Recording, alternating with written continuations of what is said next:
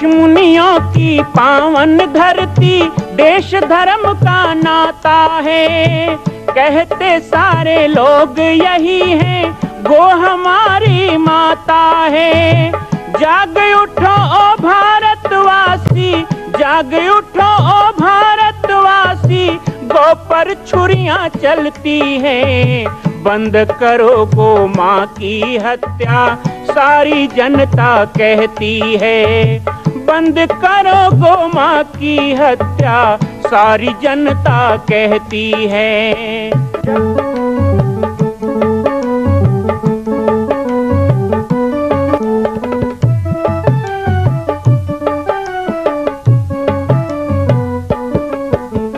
जगह जगह पर बूचड़ खाना, लाखों गौएं कटती हैं। किसे सुनाए व्यथा हमारी, नैना नीर बहाती हैं। रक्षा करना गौ माता की, रक्षा करना गौ माता की, गीता ज्ञान सिखाती है। बंद करो गो माँ की हत्या, सारी जनता कहती है। बंद करो गो माँ की हत्या, सारी जनता कहती है।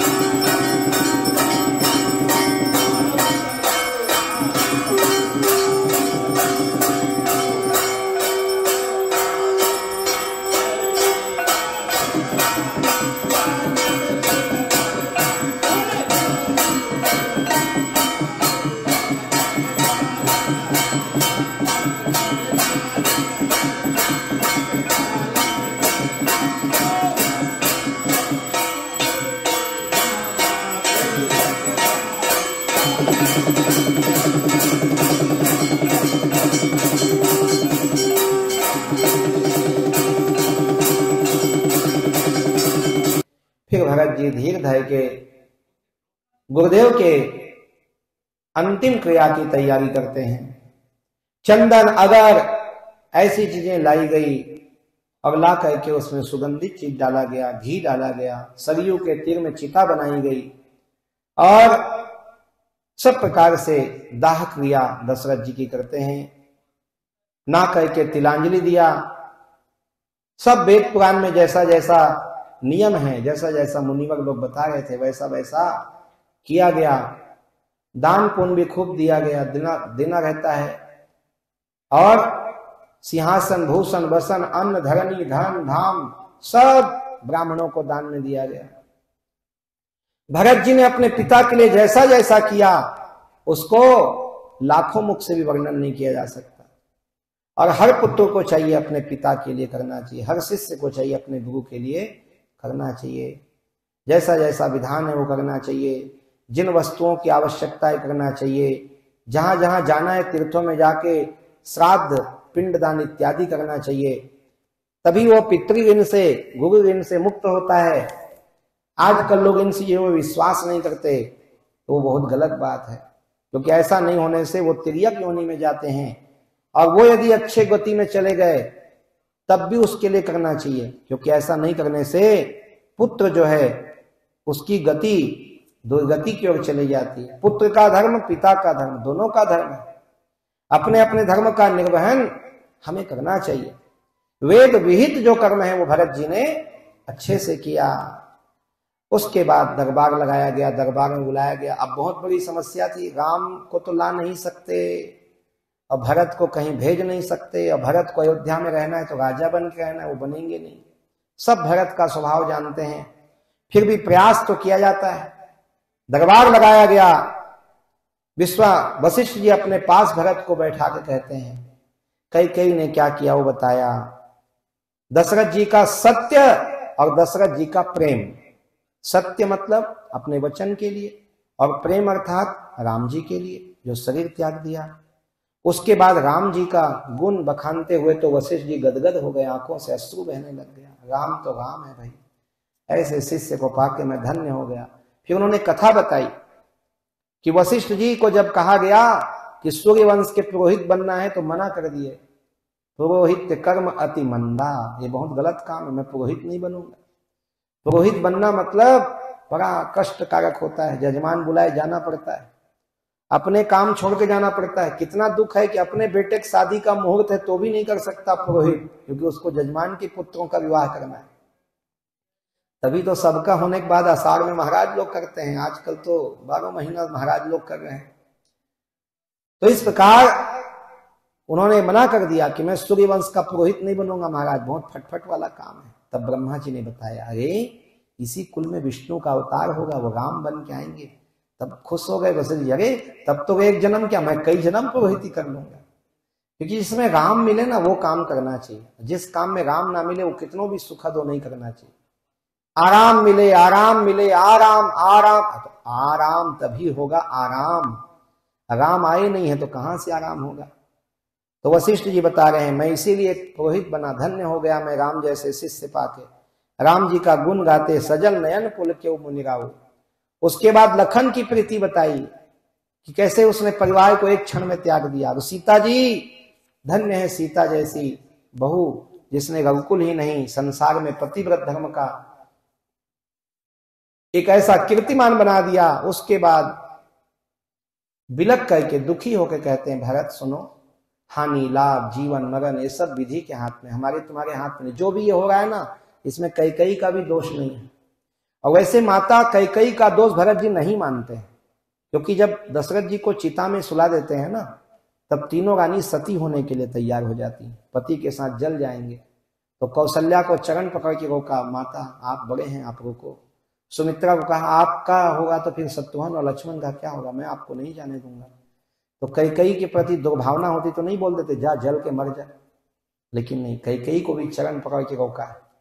भरत जी दयानिधि हैं, भरत दयानिधि, दीन छोड़ाई, कुबरी तक को रक्षा किए थे, तो अपनी मां को जलने देते क्या। यहां पे कौन कौन सोचने योग्य है, वशिष्ठ जी कह रहे हैं। रामायण में भरत जी को नहीं कहा जा रहा है, हमको कहा जा रहा है। सुनो भरत, अपने पिताजी के लिए सोच मत करो, वो तो धन्य है। वो ब्राह्मण सोचने योग्य है जो वेद विहीन हो, जो अपना धर्म त्याग के विषय भोग में लगा हो। वो राजा सोचने योग्य है जो प्रजा का पालन नहीं करता और विषय भोग में लगा हो। वो बनिया व्यापारी सोचने योग्य है जिसके पास पैसा तो है लेकिन दान नहीं करता, अच्छा काम नहीं करता, कंजूस है, वो सोचने योग्य है। अब वो गृहस्थ सोचने योग्य है जिसके घर में अतिथि आए तो उसका सम्मान ना हो, भूखे को भोजन ना मिले और शिव जी का पुजारी ना हो। और वो शूद्र भी सोचने योग्य हो जाता है जो ब्राह्मणों का अपमान करता है, बहुत बोलता है, मान बड़ाई चाहने वाला और ज्ञान का घमंड रखने वाला है, वो शूद्र सोचने योग्य है। वो पति से विमुख होके जो चलने वाली नारी है, कलह प्रिय, लड़ाई झगड़ा करने वाली, कपटी, लंपट, वो सोचने योग्य है। बट वो ब्रह्मचारी सोचने योग्य है जो रूप तो ब्रह्मचारी का धर लिया है लेकिन विषय भोग को सोचते रहता है। और वो गृहस्थ सोचने योग्य है जो कर्म का त्याग करके प्रपंच में फंसा है। वानप्रस्थी वही सोचने योग्य है जिसको तपस्या छोड़ के भोग अच्छे लगते हैं। उसको सोच करना चाहिए जो चुगलखोर है, निंदा करने वाला, गुरु का विरोध करने वाला, और जो दूसरों को दुख देता है, जो खाली अपना तन पोषने के लिए जीवों की हत्या करके मांस खाता है, वो सोचने योग्य है। और जो भगवान का भजन नहीं करता वो सोचने योग्य है। दशरथ जी सोचने योग्य नहीं है। जिनको इंद्र भी मानता हो वो कैसे सोचने योग्य होगा। और सबसे बड़ी बात, राम लक्ष्मण भरत शत्रुघ्न जैसे जिनके पुत्र हो वो दशरथ सोचने योग्य हो ही नहीं सकते। ऐसे वशिष्ठ जी भरत को समझा रहे हैं। तो गुरु जो होते हैं ना वो ज्ञान देते हैं। कभी कभी हमको लगता है गुरु कठिन ही रास्ता बताते हैं, लेकिन ऐसा नहीं है। यदि आपके लिए सरल रास्ता में आपका कल्याण हो तो गुरु वो भी बताते हैं। गुरु जी ने एक बार भी भरत को नहीं कहा कि भरत तुम जंगल में जाके राम को मनाओ। एक बार भी नहीं कहा राम जी वन में है तो तुम कैसे घर में रहोगे, तुम भी वन में रहो, नंदीग्राम में रहो, जमीन खोद के रहो। नहीं, ये सब गुरु नहीं बता रहे हैं। वो सरल रास्ता बता रहे हैं कि चुपचाप जैसे राम जी ने वचन मान लिया वैसे आप भी वचन मान लो। आपको राज मिला है, आप राजपाट देख लो। 14 साल बाद भगवान आ जाएंगे तो दे करके सेवा कर लेना, राजपाट वापस दे देना, लेकिन अभी तो आप राज्य कर लो। इसमें कोई आपको दोष नहीं देंगे। भरत जी को दोष भी नहीं है, वो तो वही कर रहे हैं ना जिसमें राम जी को अच्छा लगे, जिसमें दशरथ जी को अच्छा लगे। आपके पिता की आत्मा भी प्रसन्न हो जाएगी, ऐसे भरत जी को कह रहे हैं। इसके बाद भरत जी चुप हैं, कुछ नहीं बोलते। तब कौशल्या ने बहुत प्यार से समझाया। कौसल्या धरि धीर जुकाई, पूत पथ्य गुरु आय सुरन, सो आदर करई हित मानी, तजी विषाद काल गति जानी, बन रघुपति सुरपुर नर नाम, तुम ये भांति तात कर राहु, परिजन प्रजा सचिव सब रंबा, तुम सुर सब अवलंब, लखि विधि वाम काल कठिनाई, धरो धीरज धरो मातु बलि, सिर धरि गुरु आयस अनुसरहु, प्रजा पालि परिजन दुख हरहु, गुरु के वचन सचिव अभिनंदन, सुने भरत हित जनु चंदन, सुनि बहुरी मातु मृदुवानी, शील स्नेह सरल रस सानी, सानी सरल रस मातु वाणी, सुनि भरतु व्याकुल भय, लोचन सरोवर सरत सिंचत विरहु व्याकुल नहीं, सो दशा देखत समय ते बिसरी, सबई सुनि देखी तुलसी सरात, सकल साध शिव सहज स्नेही, भरत कमल कर जोरी, धीर धुरंधर धीर धरी, वचन अभिय जनु बोली, देत उचित उत्तर सबई, सियावर रामचंद्र की जय। माता की बात को सुने, सचिव की बातों को सुने, गुरुदेव की बातों को सुने तो भरत जी को बाण की तरह बात लग रही। कहां वो राम को चाहते हैं, कहां ये लोग राज देना चाहते हैं। राम विमुख नहीं होना है। तो बहुत सबकी बात को सुन करके भरत जी हाथ जोड़ करके खड़े होते हैं और पूरी सभा को उत्तर दे रहे हैं बड़े प्रेम से। और क्या उत्तर दे रहे हैं ये कल की राम कथा में हम सभी श्रवण करेंगे। आज मास पारायण का 18वां विश्राम यहाँ पे गोस्वामी तुलसीदास जी ने किया है। आप सभी श्रोता समाज जो घर बैठे भी हमारे मोबाइल के माध्यम से, यूट्यूब के माध्यम से कार्यक्रम को देख रहे हैं, आप सब भी बड़े धन्य के पात्र हैं कि आप सब समय निकालकर श्री राम कथा का आनंद लेते हैं और हमारे साथ अनुष्ठान में आप भी सहभागी हो रहे हैं। मां कौशल्या की पावन जन्मभूमि छत्तीसगढ़ प्रांत में बालोद जिला में स्थित है श्री सर्वसिद्ध शक्तिपीठ जामड़ी पाटेश्वर धाम। परम पूज्य सद्गुरुदेव राजयोगी बाबा जी की तपस्थली श्री पाटेश्वर धाम और विश्व के अद्वितीय मां कौशल्या जन्मभूमि मंदिर निर्माण का दर्शन करने और इसी प्रकार समसामयिक विषयों पर अपना ज्ञान वर्धन करने के लिए और 10,000 गायों के लिए बनने वाले श्री हनुमान नंदीशाला गो अभ्यारण्य का समाचार प्राप्त करने के लिए आप सभी देखते रहें YouTube चैनल पर राम बालक दास, और हमारे चैनल को आप सभी सब्सक्राइब करें, घंटी का बटन दबाएं ताकि आप सूचनाओं से जुड़े रह सकें। जय श्री राम, जय गौ माता, जय गोपाल।